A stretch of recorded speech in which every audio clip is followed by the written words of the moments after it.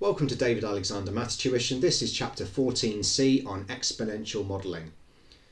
So we've been told that the value of a luxury yacht is modelled by this formula here, where V is the value in pounds and T is the time in years. State the yacht's value when new. Okay, so when it's new, there is no time. Time is 0. So all I need to do is to substitute a value of 0 into this formula. Now e to the power of minus 0 over 8, 0 divided by 8 is 0, and e to the 0 is 1. So this is 150,000 times 1, which is £150,000. So the value, this is the starting value. Quite often with these sorts of questions, the answer to the starting value is just the number here. Well, maybe not always, but a lot of the time that is your starting value. It might be the population of ants or something like that. Okay, what is the value of the yacht after 6 years? Well, after 6 years, t equals 6. So all we need to do is type 150,000 multiplied by e to the power of negative 6 over 8. And we are getting a value of £7,085.50. I'm sure that 50p is really important.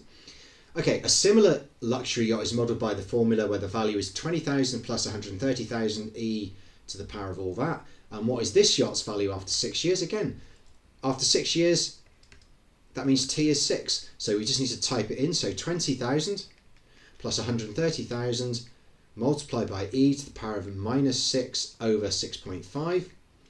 And we are getting a value of £25,164.83. So at the moment, all we're doing is just substituting a t value into an equation. Now sketch a graph of v against t for both models. Okay, so this has got a starting value of 15,000.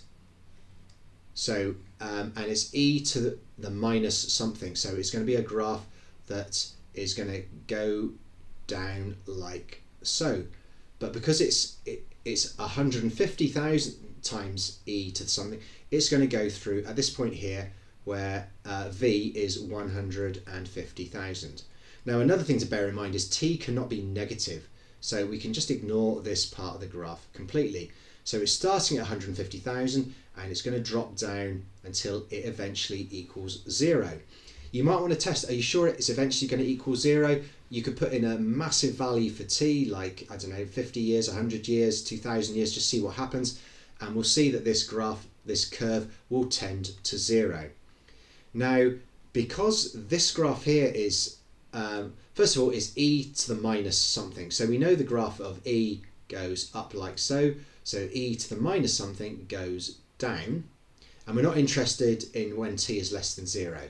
So we're interested in a graph that, a curve that is just starting here and going downwards. Now we know it's going to go through, if we ignore the 20,000, we know it's going to go through 130,000 and go down to 0.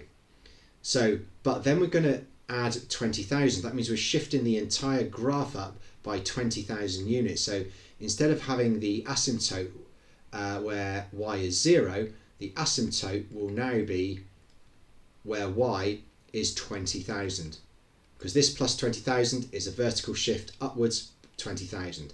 So it's starting at 130, so let's say this is 130,000. So it's going to lose value, but it will bottom out at 20,000. Doesn't matter how big a t value you put in, you'll see that you will never get a value that is less than 20,000. Okay, what is the meaning of the 20,000 in model 2, and why might this make model 2 more realistic? Well, it means that the value of this yacht will never go beneath 20,000. Now, where this yacht up here, there'll be a time when the yacht is only worth, you know, £5 or 20p, or literally a minuscule amount more than 0, which seems unlikely. I mean, what sort of state would a yacht need to be in for you to only pay a couple of pence for it? Whereas, you know, is it perhaps more realistic for any yacht, no matter what its condition, if it's a luxury yacht especially, that it's always going to have a value of at least £20,000. You know, you might be able to, you know, just sell the parts and generate 20 grand. So maybe that's a good reason why the second model is more realistic, so that the yacht, whatever its condition, it will always maintain some value.